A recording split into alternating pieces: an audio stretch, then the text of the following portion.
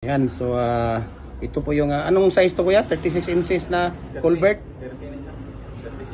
36 Ito 30 at saka 36 inches.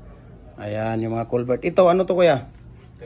30 din to, 30 inches na mga culvert. So dito tayo sa fabrication, no? Tingnan natin yung mga nagagawa na. Tsaka ito pa, tingnan natin. Ayan. Ito ay 4x4 by 8 pins, 8 feet na pins concrete post molder.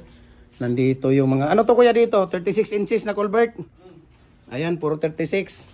Ito yung mga shoes niya. At saka ring. Dito kuya, ano to? Ha? 24 inches pala to dito. Ng mga RCPC pipe culvert. Ito yung ring niya. Yan, makikita ninyo. Yan yung ring, oh. Yan. Ang dami dun sa likod, oh. Makikita nyo dito. Okay. So, tapos na. Nandoon na. Ito, mga natatapos to. May mga nagmamayari nito. Hindi pwedeng ibigay sa atin yan. Yayariin sila dyan. Ayan. Pero pa dito, hindi pa nalagyan ng ano. Ano, silalim. Kung saan saan lang nilagay dito eh. Para hindi natin makikita. Tingnan mo ay dulo. Mayroon pa sila dito ng hideout. May mga hideout sila dito. Ayan. Tingnan nyo. Ayan o. O, di ba? Kung nakikita niya doon o. O, di ba?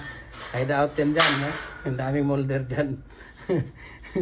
Kala mo hindi natin makikita. Ayan. So, thank you so much. Kuya, thank you ha.